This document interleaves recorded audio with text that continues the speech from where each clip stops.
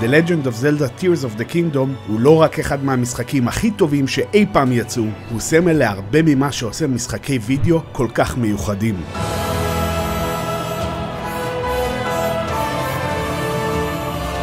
תבנית לבניית משחק עולם פתוח שנותן חופש מוחלט לשחקן, אותה ילמדו מפתחי משחקים עתידיים לעוד שנים רבות.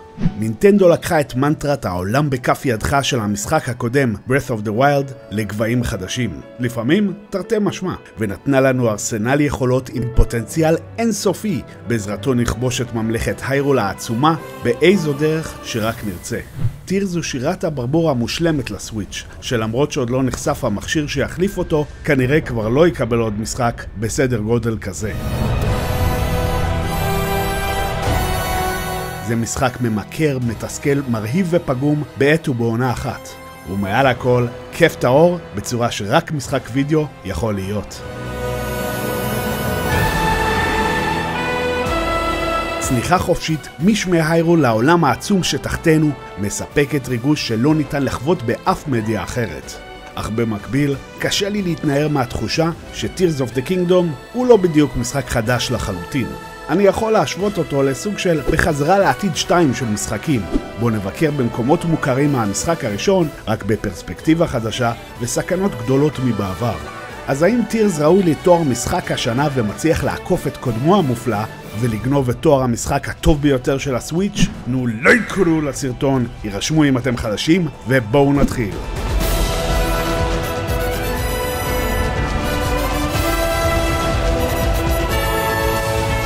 אי שם ב-1995 שיחקתי במשחק הזלדה הראשון שלי, אוקרינה אוף טיים, וחיי השתנו. זו לא הייתה התאהבות מיידית, לקח למשחק קצת זמן להיכנס לליבי, אך כ10 שעות לתוך המסע של לינק הצעיר, קרה דבר שלנצח ייחקק בזיכרוני. לאחר מספר התפתחויות עלילתיות מעניינות, גיבורנו מגלה כי הוא היה שקוע בתרדמת כפויה למשך 7 שנים. הדמות הראשית הופכת בין רגע מגוץ חביב בן 10 לאדם בוגר וחסון. המהפך הזה משפיע על כל אספקט של המשחק. אפשרויות גיימפליי חדשות נפתחות, העולם משתנה, ואני מוצא את עצמי בעיצומה של הרפתקה קודרת וסוחפת כמותה מעולם לא חוויתי. ברגע שעשיתי את צעדי הראשונים אל תוך הפורסט טמפל המסתורי, ידעתי שזה המשחק הכי טוב שאי פעם שיחקתי.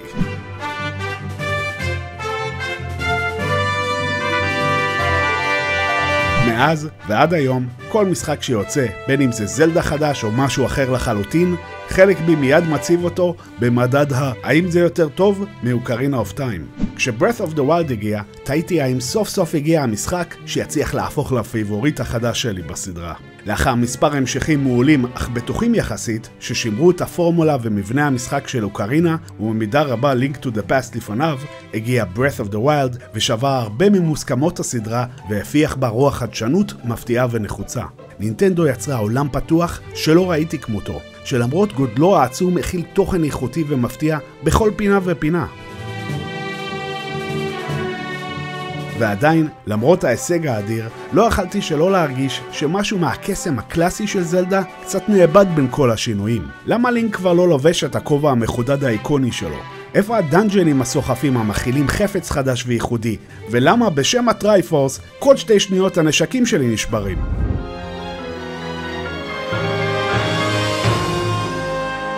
ועכשיו, לאחר המתנה שהרגישה פשוט אינסופית, משחק ההמשך, Tears of the Kingdom, הגיע. לצד ההתרגשות הגדולה, היה בי גם חשש מסוים שהמשחק ימשיך בקו החדש מבלי להחזיר את האלמנטים החסרים בסדרה האהובה עליי. אחרי מעבר ל100 שעות משחק מענות, אני שמח לבשר שהמשחק חדש אכן עשה צעדים גדולים לקראת תיקון כמה מהבעיות הגדולות ביותר שהיו לי עם Breath of the Wild. להתראות מקדשי Divine Beast שוממים ובוסים חזרתיים, ושלום למקדשים אווירתיים וייחודיים המסתיימים בקרבות בוס אפיים ומספקים. אמנם מבנה הטמפלים הקלאסי בו השגנו מפתחות קטנים, מפתח בוס וחפץ מיוחד בכל דאנג'ן לא ממש חזר במלוא תפארתו, והנשקים הנשברים עדיין מובנים עמוק ביסודות המשחק, אך ללא ספק מדובר בשיפור ענקי.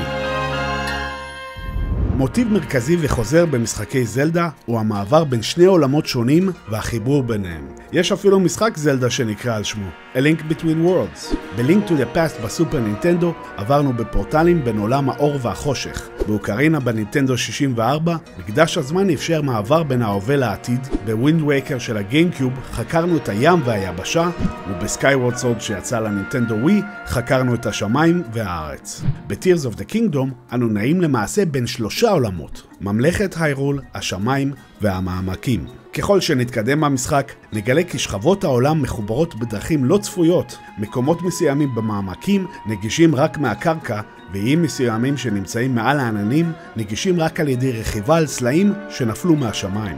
בשלב מסוים התחלתי להבחין שישירות מעל לכל שורש אור שנמצא במעמקים, עליהם מיד אפרט, קיים שריין מקביל הממוקם בממלכת היירול. למעשה, מסתבר שכל המעמקים הם בכלל תמונת מראה של העולם שלמעלה. לכן שווה לחקור את ההבדלים בין מפת כל אזור על מנת לגלות סודות ומעברים חשובים. כאמור, כל אזור ממלכת היירול ב-Tears of the Kingdom בנוי על התשתית של העולם ב-Breath of the Wild וירגיש מוכר מאוד לכל מי ששיחק בו. מוכר מדי אפילו. נינטנדו לקחה את מפת העולם הענקית והמפורטת מהמשחק הקודם, שינתה את מיקומי השריינים, חצבה מערות ומעברים חדשים בכל פינה, בנתה כפרים חדשים והוסיפה אויבים, וכל הגארדיאנס שהטילו אימה בעבר נכחדו כליל. התוצאה היא עולם שמרגיש קצת כמו Breath of the Wild 2.0. אבל נינטנדו לא עצרה שם. מעל שמי היירול מרחפים להם עשרות איים מסתוריים המכילים סודות ומיקומים ייחודיים משלהם. אליהם נוכל להגיע ברכיבה על גבי הפאראגליידר של לינק ממגדלים שנפתח, או רכיבה על סלעים שנפלו מהשמיים, כשנשתמש ביכולת הריקול של לינק ששולחת חפצים אחורה בזמן. ואז יש את האזור השלישי הנקרא המעמקים, או כפי שאני מכנה אותו, אלדן לינק. כשהמאסטרפיס האחרון של From Software אלדן רינג יצא ב-2022, היה קשה לפספס את ההשראה שהייתה ל-Breath of the Wild על בניית העולם במשחק. תמיד ראיתי דמיון גדול בין סדרת זלדה לדארק סולס, אך הפעם היוצרות התהפכו, וההשראה של זלדה מסולס מורגשת במספר מובנים. דבר ראשון, אתם עומדים למות והרבה. זה קרה גם במשחק הראשון, אבל פה יש הרבה יותר אויבים שיכולים לחסל אותנו במכה, וסטטוס אפקטים כמו גלום שיחסמו לנו את האופציה לחזור לבריאות מלאה. למזלנו, זה בכל זאת נינטנדו, וברוב המקרים לא נאבד יותר מדי התקדמות ונוכל לנסות שוב במהרה. אחרי מסך טעינה קטן ומציק כמובן. אך ההשראה הגדולה ביותר בעיניי מורגשת באזור אליו נגיע דרך עשרות החורים האדירים שנפערו ברחבי היירול, שמובילים אותנו הישר למעמקים. זהו אזור ענקי, מפוצץ סכנות ואויבי אנד גיים, שכל כולו שרוי בחשיכה מוחלטת. בכדי להאיר את המעמקים, נצטרך למצוא את דרכנו ללייט רוטס, עצים אדירים שהפעלתם תפיץ אור ברדיוס רחב ותספק לנו גם נקודת טלפורט מבורכת. בין לייט רוט אחד לאחר ננווט בחשיכה מוחלטת, כשבאפשרותנו להשתמש בצמחי ברייט בלום שנאסוף, המספקים נקודות אור נקודתיות וזמניות. אמנם המעמקים הרבה פחות מפורטים מהעולם שלמעלה, ורוב הגיימפליי מסתכם בהישרדות בנקודות האור השונות תוך כדי חשיפת תוצאות ומיקומים חשובים. אך קיבלתי סיפוק אדיר מהתמסרות לחקירה פשוטה וממוקדת. שמתי בצד את הלחץ למצוא את השריין הבא, או קידום הקווסט הראשי, ופשוט רצתי, טיפסתי והארתי את דרכי מנקודת ציון אחת לבאה, במטרה להעניק לכל האזור האפלולי הזה קצת אור נחוץ. ההרפתקאות כבר נוצרו מעצמן.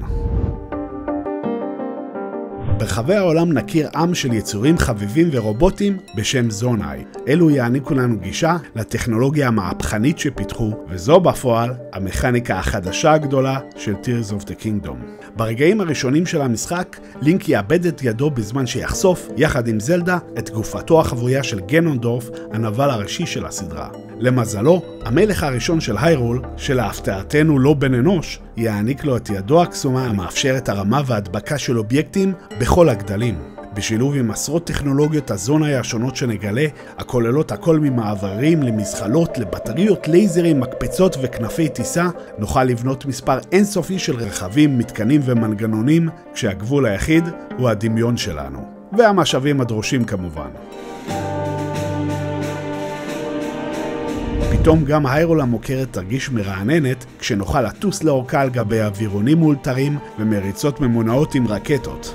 החופש לבנות ולעשות כל מה שעולה ברוחנו לפעמים בלתי נתפס. ופה גם העוקץ שבא לצד החופש המוחלט הזה. הוא עלול לעתים להעיק.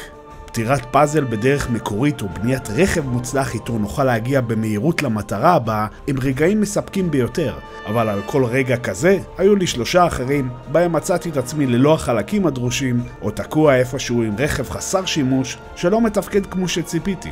גם יכולת האולטרה-הנד של לינק איתה מחברים חפצים נוטה להיות מסורבלת לתפעול ולא שימושית בעליל בזמן קרבות, להבדיל מיכולת המגנט המקבילה במשחק הקודם. כך שכל סיפור הבנייה הזה לא תמיד שווה את הטרחה במבחן הזמן והעלות מול תועלת. נינטנדו סיפקה מספר פתרונות לסוגיית הבנייה, ביניהן קפסולות המכילות רכיבים אותם ניתן לרכוש ולאחסן באינבנטורי שלנו, ויכולת חצי סודית אך נחוצה ביותר בשם אוטובילד המאפשרת בניית כלי רכב בלחיצה על פי תוכניות מובנות שנמצא, ואפשרות לשחזר מודלים מהיסטוריית הבנייה הפרטית שלנו. קונספט הבנייה בטירס מאפשר חופש אדיר, אבל קחו בחשבון שנדרש זמן רב וסבלנות בכדי להגיע לתוצאות מספקות. היצירתיים שבינינו ייהנו מהמצאת מכשירים מטורפים והשתעשעות איתם בעולם הרחב, אך רובנו קרוב לוודאי נצמד למספר מתקנים מצומצם ומוכר במהלך רוב ההרפתקה. בפן הגרפי זה המשחק המרשים ביותר של הסוויץ'. בזכות ארט סטייל מעולה והמתכנתים הקוסמים של נינטנדו קיבלנו עולם יפהפה ברמות, חי נושם ודחוס בפרטים, שמבחינתי מלבד אלדן רינג אין שני לו. והעובדה שהכל רץ על הסוויץ' המזדקן, כשמסכי הטעינה היחידים, אך עדיין מבאסים, הם בזמן מוות או כניסה לשריין, פשוט מפוצצת את המוח. כמו בכל משחק זלדה אחר, מצאתי את עצמי תוהה איך המשחק הזה היה נראה בחומרה חדשה יותר, ללא מגבלות, אם הוא נראה כל כך טוב אפילו על החומרה המיושנת של הסוויץ'. שפו נינטנדו, שפו מכל טוב. בגזרת הלחימה, לינק פעם נוספת יצא לקרב כשבידיו כלי הנשק השונים והמשונים שנמצא ונרכיב, אך הפעם נקבל שחקן חיזוק משמעותי בדמות היכולת החדשה פיוז, המאפשרת התחת הנשקים שלנו עם כמעט כל חפץ אחר בעולם. התנסות בשילובים שונים תוביל אותנו לשדרוגים מעניינים, מהכפלת עוצמת הנשק, להוספת אלמנטים כמו חשמל, אש או קרח, ואפילו נוכל לשלב נשקים עם טכנולוגיות זונה שונות לקבלת תוצאות מפתיעות והרסניות במיוחד. ואתם בהחלט תרצו לשדרג כל נשק שתמצאו, כי האויבים שבדרכנו חזקים מתמיד, וחלקם בעלי מד בריאות מנופח באופן מוגזם. רק אל תשכחו שבסופו של דבר, כל נשק, משודרג ככל שיהיה, עתיד להתפרק אחרי מספר חבטות. אז גם אם מפתה לאגור נשקים חזקים, אני ממליץ להשתמש במה שיש, ופשוט לזרום עם מנגנון התחלופה של המשחק. בכלליות, הקומבט בעיניי הוא אחת החולשות הגדולות של המשחק.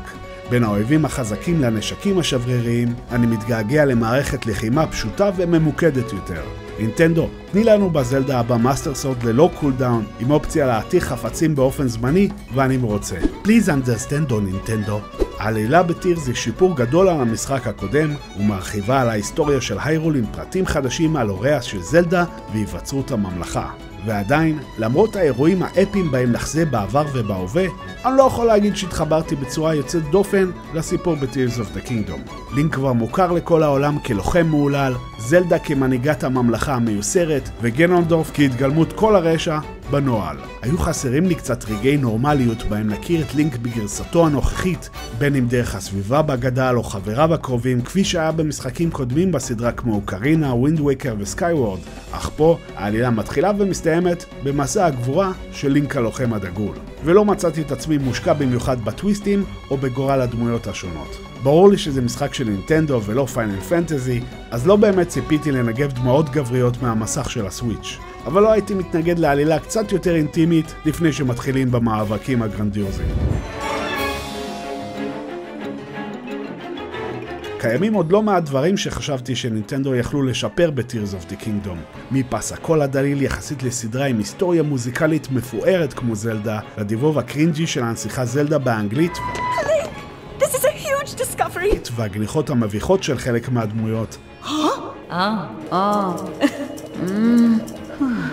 ושאני לא אתחיל בכלל על היכולת המדוברת הסנד, שמאפשרת לנו לעבור דרך התקרה ואפילו לטפס בקלות על גבם של אויבים ענקיים, אך כשאנחנו באמת תקועים וצריכים אותה, היא אף פעם לא שם בשבילנו. אך מעל הכל, יש שאלה אחת שנדנדה לי בראש מתחילת המשחק עד סופו ומעבר. תהיתי עם עצמי, האם יש דבר כזה יותר מדי משחק? Tears of the Kingdom הוא פשוט עצום, הוא ענקי, ארוך ועמוס בצורה לא פרופורציונלית. מעבר לדאנג'נים הראשיים והעלילה, יש פה כ-150 שריינים, רשימה באורך הגלות של קווסטים, שרובם לא שווים את זמננו, מיני גיימים, אלפי חפצים שנדרש לאסוף בכדי לשדרג את חליפות השריון הרבות, שחלקן חבויות במקומות שאתם לא תמצאו ללא מדריך, הבטריה האישית שלנו שמאפשרת שימוש ארוך יותר במכשירי זונאי, וכמובן קורוקים. כל כך הרבה קורוקים. מי שמתכנן לסיים את המשחק הזה עם הכל משודרג, עומד בפני אתגר שיקח לו מאות שעות, ואני שמתחיל להתקרב לשם, שזו הסיבה שהביקורת הזאת יוצאת חודש אחרי השקת המשחק, יכול להגיד לכם שזה מתחיל להיות מתיש בשלב מסוים. לא תמיד ברור מה צריך לעשות בכל קווסט, יש בלי סוף מערות שבסופו של דבר נמאסות, ולצד העובדה שאפילו לרוץ מרוקן את מד הסטמינה שלנו, לסיים את המשחק הזה פרפקט, עומד לקחת הרבה יותר מדי זמן. בשלב מסוים השתמשתי בגליץ' שכפול המשאבים שנינטנדו כבר תקנו שבועיים אחרי יציאת המשחק. ובכנות, אני לא מתחרט על זה לרגע. כמות הגריינד הנדרש כאן פשוט בלתי נסבלת. אם אתם רוצים לשמוע עוד תלונות וטענות שלי, צפו בסרטון דברים שמעצבנים אותי ב-Tears of the Kingdom שעלה לאחרונה בערוץ. אבל בואו נעביר משהו באופן חד וחלק. המגרעות שהמשחק הזה בולטות דווקא בגלל שהוא כל כך קרוב לשלמות. זה מאסטרפיס, כן? שלא יהיו טעויות.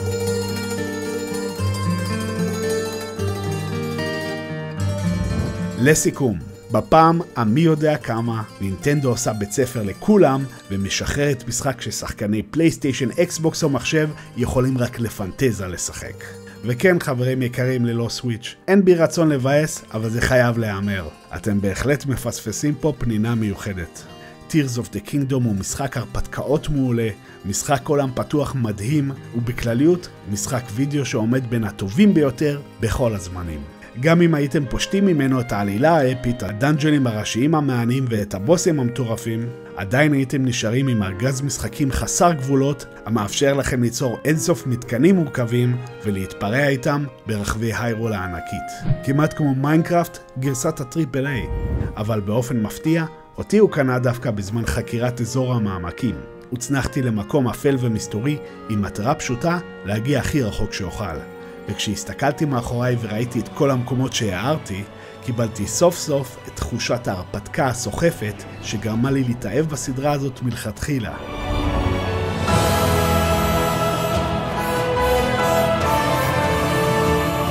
אז האם זה יותר טוב מאוקרינה אוף טיים? המשחק הזה עזר לי להבין שזה כבר לא משנה. אין באמת טעם להכריע על מנצחת אחת ויחידה בין מספר חוויות בלתי נשכחות. אוקרינה אוף טיים תמיד יישאר בליבי, וכיום גם Tears of the Kingdom מצטרף לפינה החמה הזאת. אם יש דבר אחד שאני בטוח בו, הוא שהקסם של סדרת זלדה בלתי מנוצח. בעיניי זו הייתה ועדיין ממשיכה להיות סדרת המשחקים המוצלחת ביותר שקיימת בגיימינג.